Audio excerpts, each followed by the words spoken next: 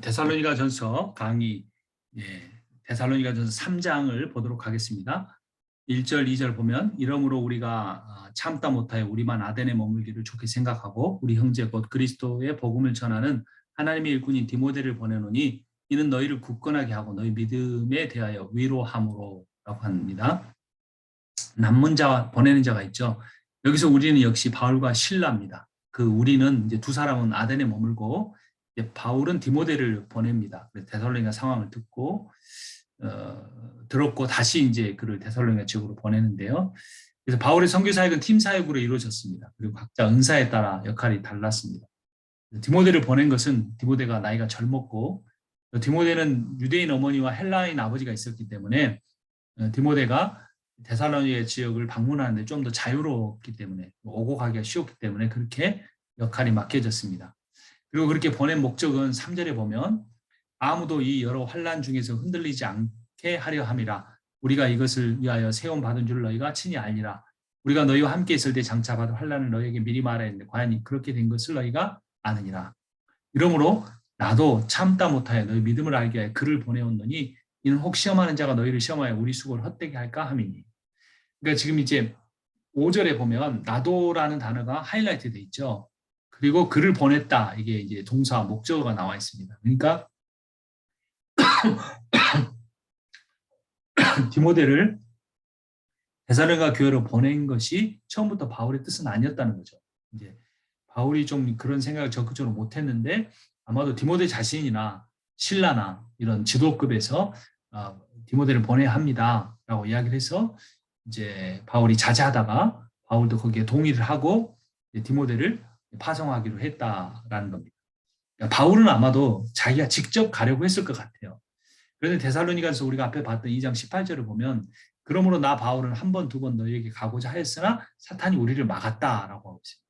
그러니까 바울이 직접 가고 싶었는데 안 되고 그 안 되는 상황 속에서 지도 그 계층에서 그룹에서 바울에게 가지 말라.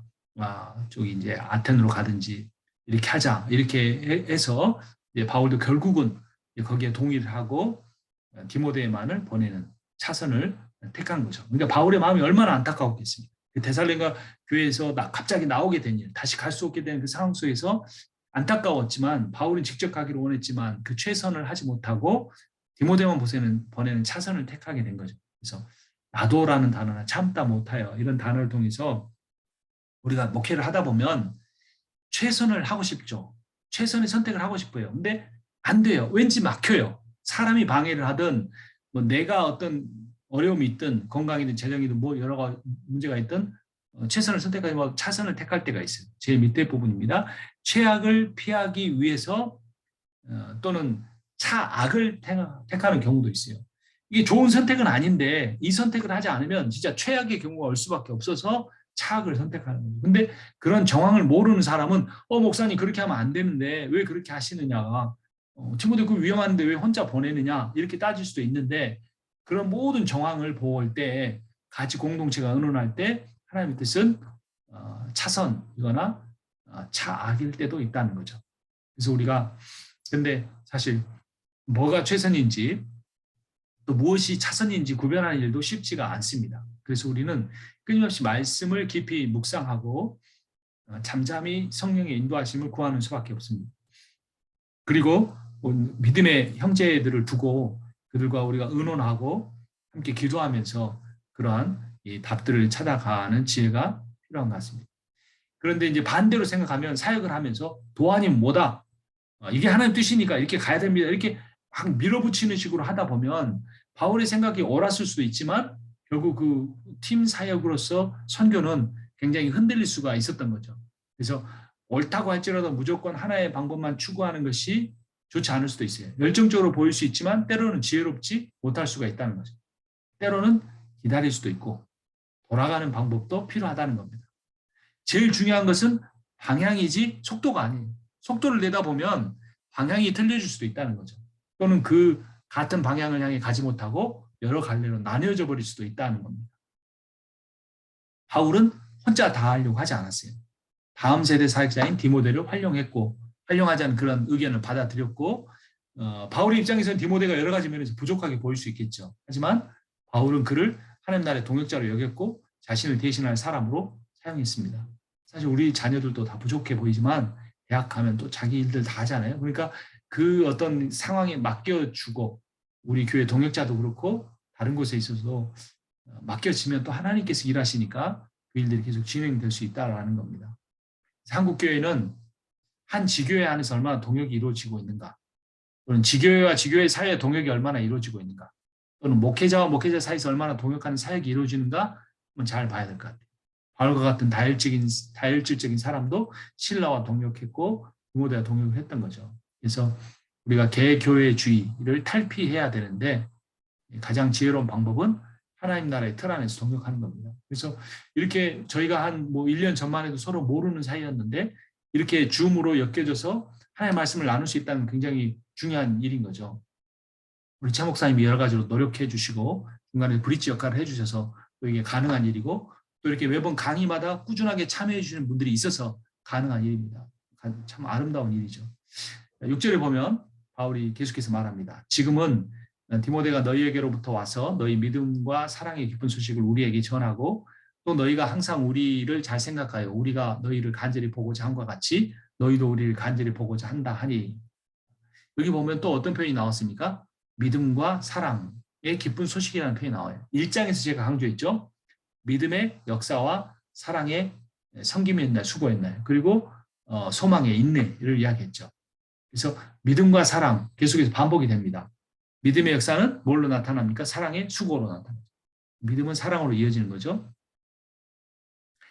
바울이 이제 기쁜 소식을 들었는데 데살로니가 교인들이 바울 일행을 갑자기 핍박이 있을 때 떠나버린 바울의 일행을 원망하지 않고 다시 보기를 원한다는 것이었어요. 그래서 바울 역시 나도 여러분들을 사랑하고 다시 보기를 원합니다. 이렇게 표현을 하는 거죠. 그래서 그 바울과 그 디모데와 실라를 통해서 데살로니가 교인들이 복음을 들었는데, 그래서 믿음이 생겼는데 그 믿음이 있으니까, 참 믿음이 들어가니까 바울과 동역자들을 사랑했다는 겁니다. 믿음은 하나님에 대한 사랑만 아니라 다른 신자에 대한 사랑을 만들어냅니다. 그래서 믿음이라는 존재적 변화가 사랑이라는 태도적 변화와 행동적 변화를 이끌어낸다는 거죠. 하나님을 향한 믿음이 사람에 대한 사랑으로 이어지는 것, 이것이 우리에게 매우 필요합니다. 그래서 가장 중요한 것은 우리를 지치지 않게 하고 우리를 낙심하지 않게 하고 우리로 하여금 이렇게 두렵지 않게 하는 그 강력한 힘이 뭐냐면 믿음인데, 그 믿음은 또 강력하게 어떻게 나타나느냐? 영혼에 대한 사랑으로 나타납니다. 이 사랑이 있어야 돼. 이 사랑의 불씨가 우리 안에 붙어야 어떤 어려움도 이겨낼 수가 있어요. 근데 이 사랑의 불길이 약해지면 다른 모든 여건이 괜찮아 보여도 목회 사역이 힘들어질 수가 있습니다. 그래서 하나님 사랑의 목회자가 되게 해주십시오. 한 영혼을 정말 국민이 여기고 사랑할 수 있게 해주십시오라는 그 기도 제목 위에 있어야 할 겁니다.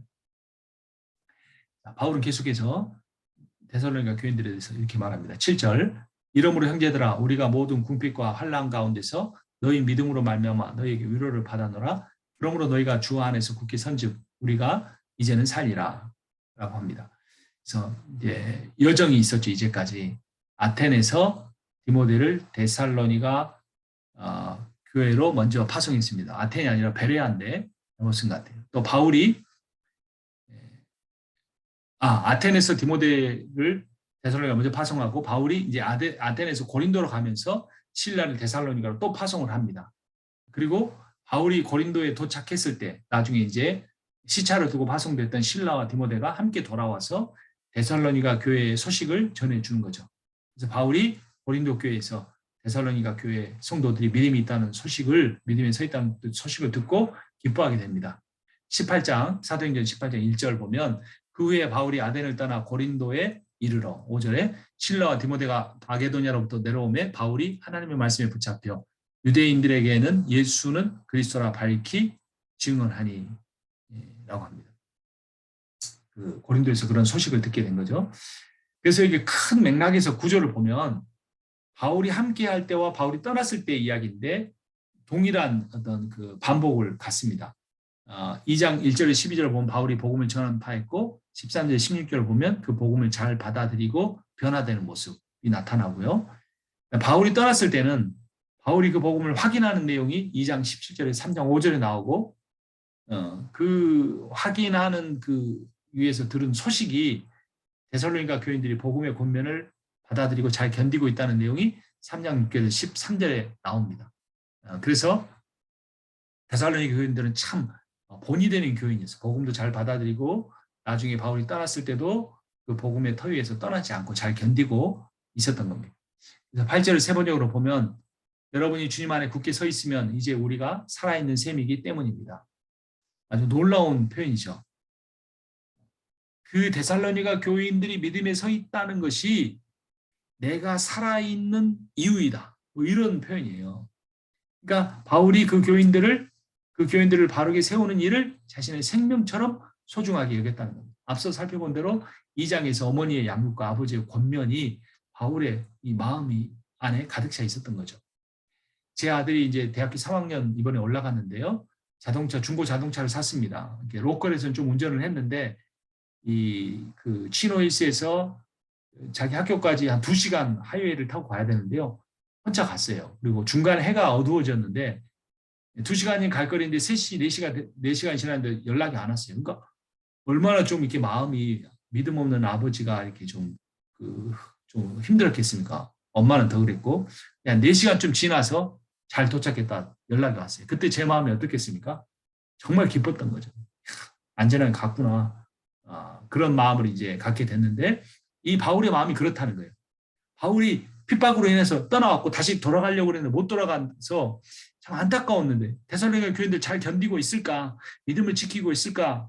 이제 그런 생각을 하고 있는데 그들이 잘 지내고 있다는 말을 들을 때 마치 아버지가 하이웨이를 처음 운전하고 간 아들이 잘 무사히 도착했다는 말을 듣는 것보다 훨씬 더 기쁜 마음을 갖게 되었다는 거죠. 결국은 바울의 마음에는 영혼에 대한 사랑이 있었고 그 영혼에 대한 사랑 때문에 복음을 전하는 선교 사역을 목회자의 역할을 감당할 수가 있었던 겁니다. 바울의 기쁨 중에 하나는 데살로니가 교인들이 신비주의적인 재림 사상 카비루스에서 벗어났다는 소식이었습니다. 그래서 바울이 아마도 디모데나 실라를 통해 전해준 예수 그리스도의 강림에 대한 교리를 잘 받아들였던 것 같아요. 그 결과가 이제 결과적으로 사도 바울이 다시 한번 권면합니다. 3장 13절에서 너희 마음을 굳건하게 하시고 우리 주 예수께서 그의 모든 성도와 함께 강림하실 때 하나님 우리 아버지 앞에서 거룩함에 흠이 없게 하시기를 원하노라. 그래서 강림에 대한 신앙을 권면합니다. 9절에서 12절을 보면 바울이 다시 한번 그 데살로니가 교인에 대한 감사의 내용을 말하는데요. 10절을 보면 주야로 심히 간구하면 너희 얼굴을 보고 너희 믿음이 부족한 것을 보충하게 하려 합니다.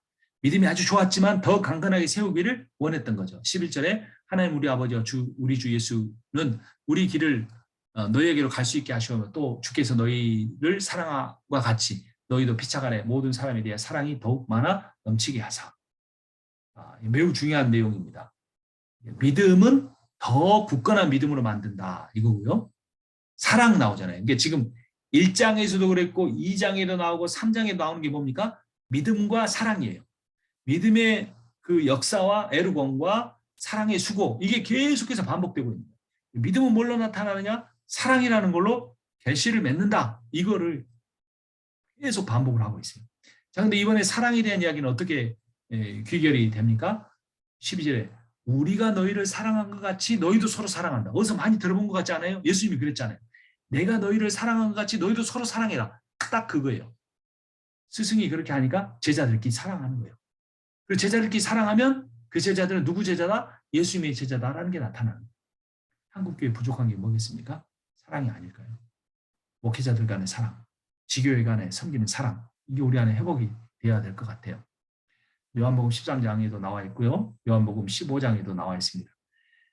나는 포도나무에 너희는 가지라. 그가 내 안에 내가 그 안에 거하면 사람이 열매를 많이 맺나니 나를 떠나서는 너희가 아무것도 할 수 없습니다. 먼저 가지가 나무에 붙으면 열매를 맺듯이 우리가 하나님의 사랑에 붙잡힐 때에 우리가 그 사랑을 받아서 그 사랑으로 다른 사람을 섬길 수 있다는 거죠.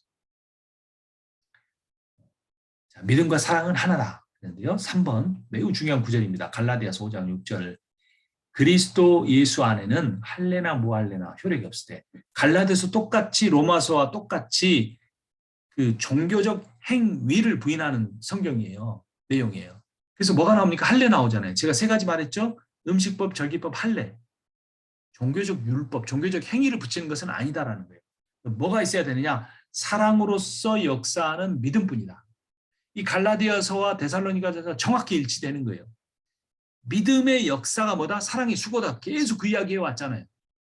그러니까 갈라디아서는 행함을 부인하는 것 같지만 그게 아니고 앞서서 할례라는 종교적 행위는 행위로서의 에르고는 부인하지만 사랑으로서의 에르곤, 행함은 강조를 하는 거예요.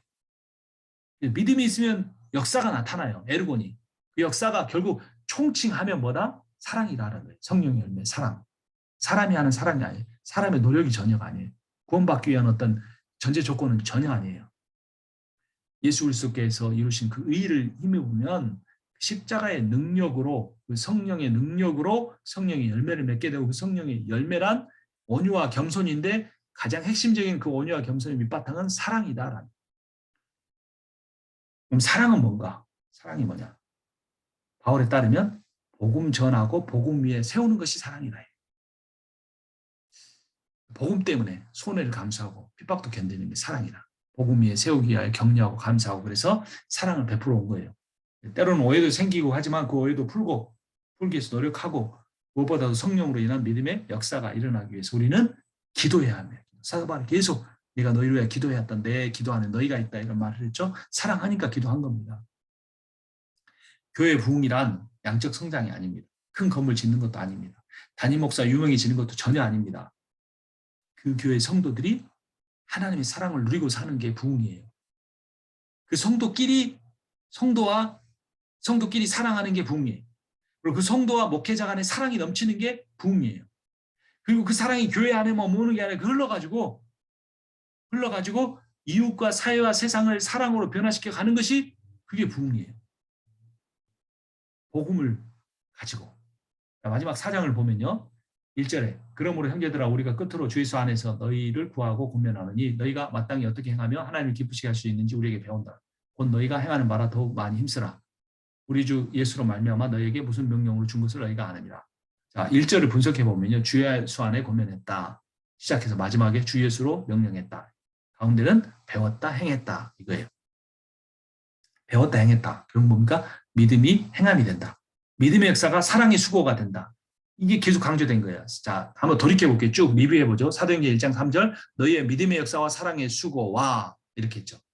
데살로니가서 2장 8절 우리가 이같이 너희를 사모하여 하나님의 복음뿐 아니라 우리의 목숨까지도 너에게 주기를 기뻐하면 너희가 우리를 사랑하는 자 됨이라. 이렇게 했죠.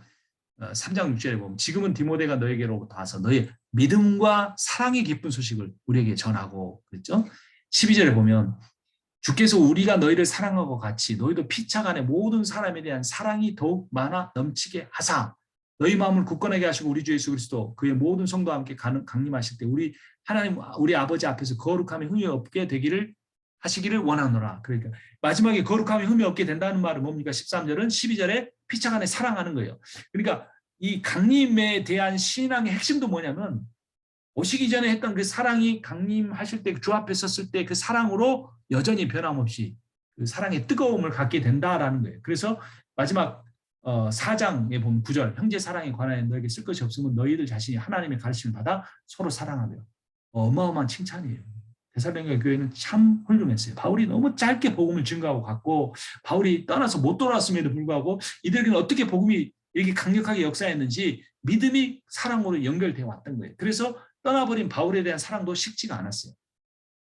이 사랑과 반대되는 게 뭡니까? 음란이에요. 3절부터 보면 하나님의 뜻은 이것이니 너희가 거룩함이라 곧 음란을 버리고 각각 거룩함과 존귀함으로 자기의 아내 대할 줄을 알고 하나님을 모르는 이방인과 같이 세욕을 따르지 말라. 이런 이야기합니다. 7절에 부정하게 하는 거다. 그거는 그렇게 하지 말고 거룩하게 되라. 성령을 주신 하나님 저버리는 거다. 이런 말합니다. 자, 사랑에 대한 이야기인데 사랑이 아닌 게 뭐예요? 3절에 음란, 5절에 세욕. 바른 사랑이란 뭐다? 그 사랑에는 거룩과 존귀가 반드시 나타난다. 아내로 번역된 스코스는 그릇이라는 의미, 육체라는 의미도 같습니다. 4절에 그 거룩함으로 아내를 대하라 말은 다르게 번역하면 거룩함으로 자기 몸을 대하라 이런 의미이기도 해요. 예, 부부가 한 몸이라는 사실이기도 하고 언어적 그 의미로도 그렇습니다. 부부 사이의 경건한 성생활은 사랑의 표현이기도 하죠. 두 몸이 한 몸이 되는 거룩한 의식이기도 합니다. 이 의식을 음란에 사용하면 안 된다는 거죠. 그래서 부부관계의 이 바른 성을 7절에서는 하나님의 거룩을 담는 것이다 라고 했어요. 부부관계 성과 하나님의 거룩이 무슨 의미를 가질까요? 레위기 19장 2절을 보면 너는 이스라엘의 자손 온 회중에게 말하리라 너희는 거룩하라 이는 나 여호와 너희 하나님이 거룩함이라 라고 하는 거예요. 하나님의 거룩이라는 것이 구약성경의 핵심적인 요약인데 그게 무슨 의미냐 부부관계와 그래서 전명시켜주는 게 호세아서예요. 8절에서도 그렇게 하나님과 접목을 했는데 호세아는 하나님 호세아 선지자에게 음란한 아내 고매를 받아들이라고 합니다. 그 구약시대 음란은 우상숭배를 상징하기도 했어요. 실제로 이방 신전에서 신전 창기와 성행위가 이루어지기도 했어요. 그리고 지금 데살로니가 시에는 디오니소스교, 바카스교가 있었다 그랬죠. 바카스교의 종교 심벌은 남성의 성기였어요. 남근이었어요. 그래서 이 어떤 성적인 문란과 하나님에 대한 그 신에 대한 그게 다 뒤섞여 있는 곳에서 음란의 영향을 받을 수 있는 이 데살로니가 교인들에게 여러분들이 사랑을 잘 실천하고 있는데 이것을 음란과 구별돼야 된다. 그 종교적 음란, 육체적 음란과 구별돼야 한다라고 하는 겁니다. 근데 왜 하나님 우리에게 정욕을 주시고 그 정욕에 무너지게 하시면서 힘들게 하실까? 또 왜 부부가 원래 인간이 하나 있는데 둘로 나누신 거잖아요. 둘로 나눠놓고 왜 하나가 되라고 말씀하셨을까? 그것은 부부가 하나가 될 수 없음을 깨닫게 하시기 위한 겁니다. 왜 하나가 될 수 없을까요? 하나님이 안 계시니까. 그 사이에. 그래서 그리스도의 교회를 향한 사랑의 헌신이 없으면 그 헌신의 사랑을 느끼지 못하면 부부는 결코 하나가 될 수 없습니다. 복계가 여러 가지 이유로 힘들 수 있지만 가장 힘들 수 있는 이유 중에 하나가 뭐냐면 부부가 하나 되지 못하는 거예요. 나는 참 사모가 안 될 만한 사람을 그 사모로 만나서 결혼했다. 이런 생각을 하는 목회자들이 꽤 많다고 합니다. 근데 하나님 왜 그런 사람 만나게 해주셨을까요? 사실 그 아내만 아니라 모든 사람들이 그렇습니다. 부부 관계만큼 힘든 게 없어요. 에베소서 5장 31절에 보면 그러므로 사람이 부모를 떠나 그의 아내와 합하여 그 둘이 한 육체가 될진 이 비밀이 크도다. 나는 그리스도와 교회에 대하여 말하노라. 그래놓고 그러나 너희도 각각 자기 아내 사랑하기를 자신같이 하고 아내도 자기 남편을 존중하라. 부부 관계가 그리스도와 교회의 관계를 나타내 준다라는 거예요. 하나였던 인간을 나눠놓고 둘이 하나 되라고 한 그 창세기의 말씀을 에베소서 5장에서 다시 인용하면서 왜 하나님이 나눴다가 다시 하나 되라고 하느냐? 이게 하나님과 연합하는 어떤 신비한 비결, 복음의 비밀을 나타내 주기 때문이다라는 거예요. 음란은 육체적 갈망 때문에 생기는 게 아닙니다. 인격적 사랑을 느끼지 못한 데서 오는 갈망에서 시작이 됩니다. 그래서 음란을 피하는 방법은 금욕이 아니에요. 고행도 아닙니다. 절제가 아니에요. 사랑입니다. 진정한 사랑을 만나면 음란을 벗어나게 됩니다. 그 모든 음란한 행위만 아니라 생각까지도 생각으로 가는 그 음란도 있잖아요.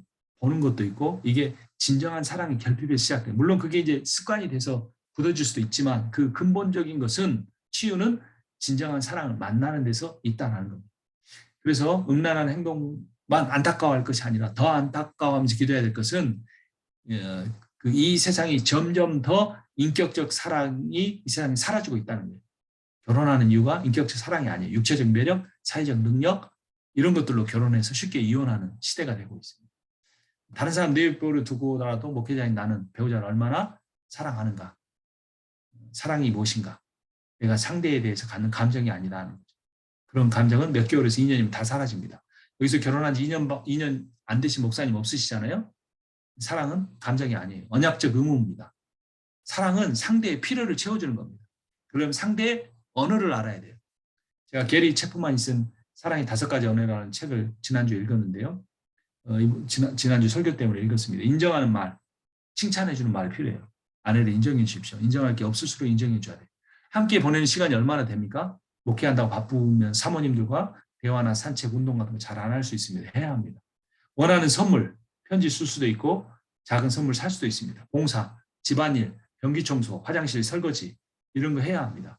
육체적 접촉, 성관계도 중요하지만 더 중요한 것은 아내를 허그하거나 볼에 입을 맞추거나 머리를 쓰다듬어 주거나 손을 잡거나 팔짱을 끼거나 이런 일을 해야 돼요.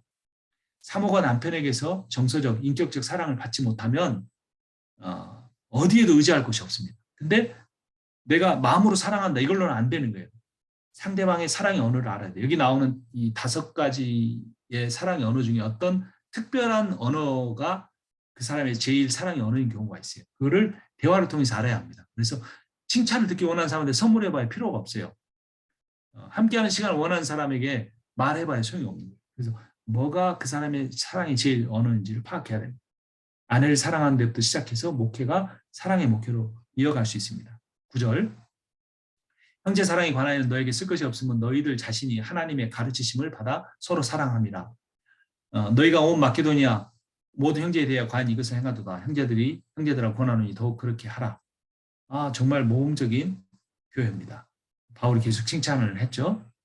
그래서 여기 보면 그 교회만 아니라 10절에 보니까 뭐라고 그랬습니까? 온 마케도니아 모든 형제에 대하여. 다른 도시에 있는 가정교회에 대해서도 이들이 그 사랑을 실천했던 거예요. 본도되고. 그러니까 지교회를 뛰어넘어선 거죠. 한국교회, 한인교회 가장 큰 숙제는 개교회주의를 뛰어넘는 겁니다. 한국교회가 갈수록 개인주의화 되어가고 한국 사회가 그래서 결혼도 안 하고 자녀도 낳지 않죠. 교회도 큰 교회는 더 커지고 작은 교회는 더 작아지고 문을 닫습니다. 그런데 이게 나무일이라고 내버려 두면 기독교 생태계가 무너집니다. 작은 교회가 넘어지면 큰 교회도 결국 살아남기는 힘듭니다. 교회끼리 연대하고 목회자끼리 연대하고 사랑해야 합니다. 섬겨야 합니다. 개교의 성장주의가 아니라 하나님 나라의 완성을 향해 함께 가야 합니다. 이런 위로가 우리들 사이에 있어야 되죠. 우리가 또 아까 함께 잠깐 기도했는데 저는 계속 기억하고 다음 강의 때까지 여러분을 위해서 기도할 겁니다. 여러분들도 저를 위해서 기도해 주십시오. 11절 12절을 보면 또 너희에게 명한 것과 같이 조용히 자기 일을 하고 너희 손으로 일하기 힘쓰라. 이는 외인에 대하여 단정히 행하고 또한 아무 궁핍함이 없게 하려 함이라. 경제적인 부분에 대한 일이죠. 내용이죠. 일은 하나님이 주신 가장 큰 축복입니다. 성도는 더 성실하게 일해야 합니다. 창세기 1장 28절에 하나님을 자기 형상 따라 창조하셨다는 말, 이 존재에 대한 규정 다음에 28절에 그들에게 복을 주시며 생육하고 번성하여 땅에 충만하라. 온 생물을 다스리라는 명령, 일을 주십니다. 그러니까 27절의 존재의 규정이 28절의 일에 대한 규정과 상호 연결되고 있는 거예요. 그래서 삼위일체 하나님의 형상, 교제하는 하나님의 형상을 따라 남자 여자가 교제하는 존재로 지어졌다는 그 존재의 규정은 뭐를 통해 확인이 돼야 되는 거예요? 일을 통해서. 일을 통해 협업하고 서로 나누고 하는 그래서 존재와 일이 같이 가는 겁니다. 그래서 하나님은 공동체로 계신 분이라는 게 27 창세기 1장 27절의 내용이고 하나님이 일하신 분이라는 게 28절의 그 내용입니다. 근데 우리는 하나님의 공동체 대신 인격, 존재적 인격을 닮아 남자 여자로 창조되었고 하나님이 창조하신 분이라는 일하신 분이라는 그분의 속성을 따라 우리는 그분의 창조 세계의 청지기로 일하는 특성을 받게 된 거예요. 그래서 교제와 일이라는 거, 협업이라는 것은 하나님의 속성을 잘 드러낸 일이기 때문에 정말 우리에게 필요한 겁니다. 창세기 2장 15절에는 에덴 동산을 경작하게 하는 가꾸는 일, 가드닝을 일로 주죠. 그래서 일은 권리일 뿐만 아니라 의무입니다. 그래서 일하지 않는 불로소득, 거대 투기 금융 자본으로 인한 세계의 부가 한쪽으로 편중되는 것, 이런 것과 우리는 이에 대해서 목소리를 내야 돼요. 노동력이라는 것이 얼마나 신성한 것인지를 알고 그 노동력을 가지고 있는 사람이 노동할 때도 어느 정도 기본적인 삶을 살게 해줘야 하지만 불의의 사고나 어떤 일로 인해서 노동력을 상실했을 때도 사회가 그들을 돌볼 수 있어야 된다. 그런 법을 만들고 그런 제도를 만들어야 한다는 거죠.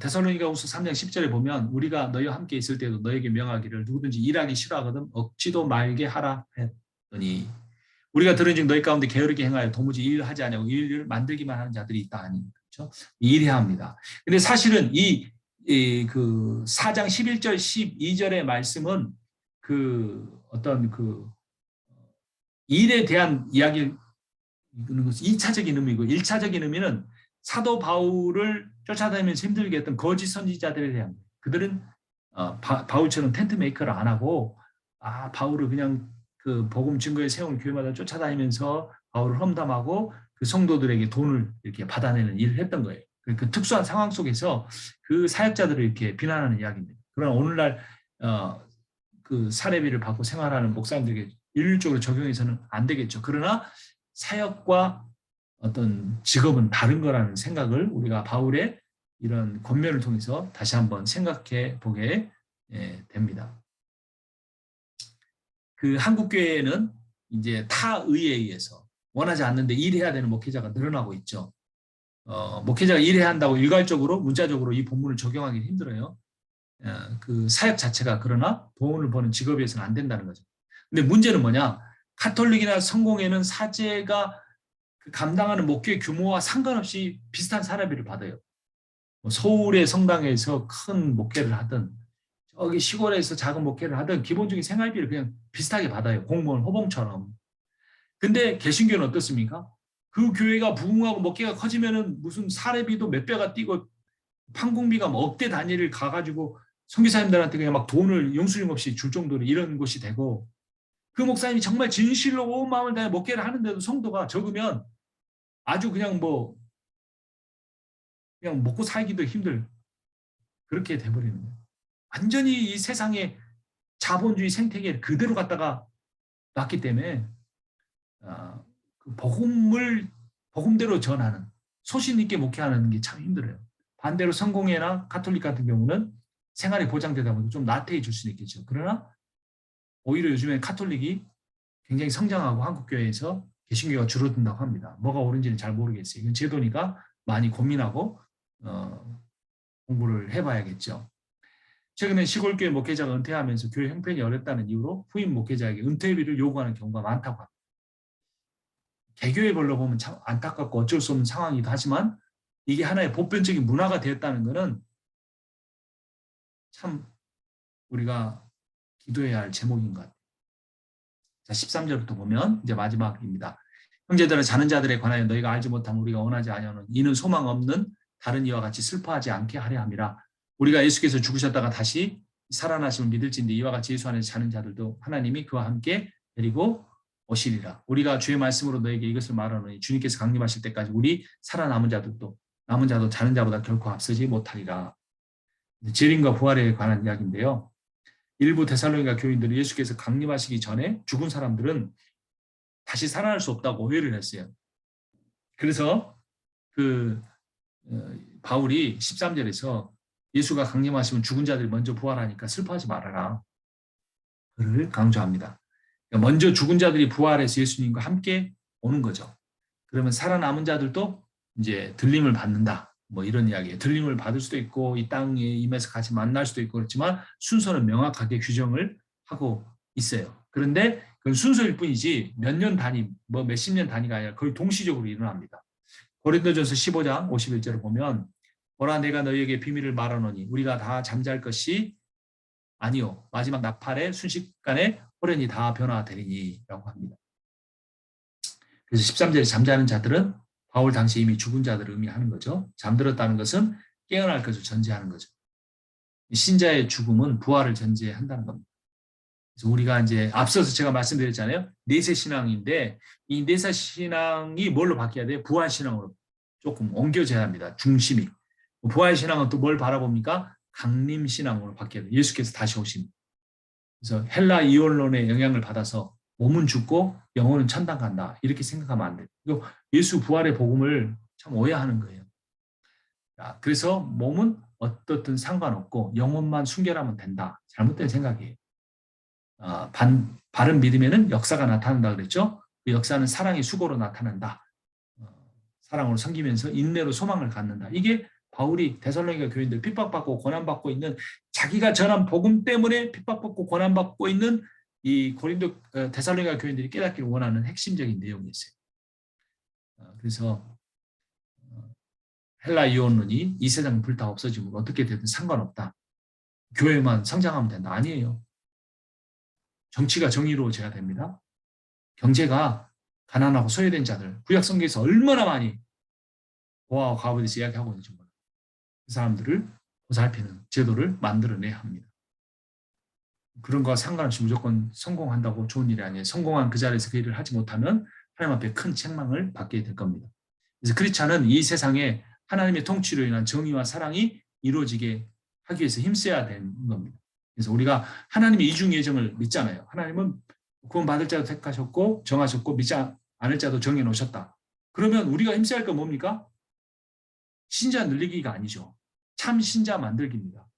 그래서 신자가 있는 곳에 하나님 나라의 통치의 영역이 확장되어 갈 수 있도록 그 일에 힘을 써야 하는 거죠. 그래서 내세 신앙을 한번 다시 점검해 보면요. 영혼만 낙원으로 가는 거잖아요. 그러니까 임시적인 거예요. 전인적이기 때문에 구원은 낙원에 있는 시간은 임시적인 거죠. 그게 천국이 아니에요. 그 천국이라고 말하면 안 돼요. 천국은 하나님 나라, 바실레오 뚜떼오, 뚜바실레오 뚜떼오라는 그 하나님의 나라라는데 하나님이라는 단어를 떼오라는 단어를 쓸 수 없었기 때문에 마태복음에서 그것을 우라노스라고 하는 그 하늘이라는 단어를 바꿔놓은 겁니다. 그래서 그 단어가 하늘의 나라, 그래서 천국이라는 말로 된 거예요. 근데 예수님 말하는 하나님 나라는 뭐예요? 회개하라 천국이 가까이 왔다 그랬잖아요. 우리가 가는 것이 아니라 그 천국이 오는 것이 하나님의 통치가 임하는 것이기 때문에 낙원은 영혼만 가서 있는 잠시 임시 거처이기 때문에 거기 아파트 없어요. 초가집도 없고 면류관도 없고 개털모자도 없어요. 하나님 믿다 가는 사람들이 낙원에 가서 주님의 영광을 보고 기뻐하지만 거기서 이제 예수 강림 때 부활해서 몸을 갖게 되고 이 땅에 사라지는 자와 결합해서 이 세상에 하나님이 첫 창조를 한 이 지구에 온전한 새하늘과 새 땅이 이루어지게 되는 겁니다. 그래서 낙원과 음부라는 임시 거처가 예수의 재림으로 인해 새하늘과 새 땅으로서의 천국, 하나님의 나라와 지옥이라는 영원한 거처로 결정되게 되는 겁니다.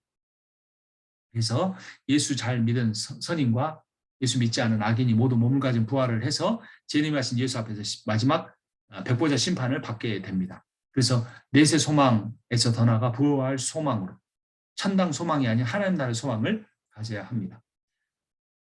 여기까지 하도록 하겠습니다. 감사합니다.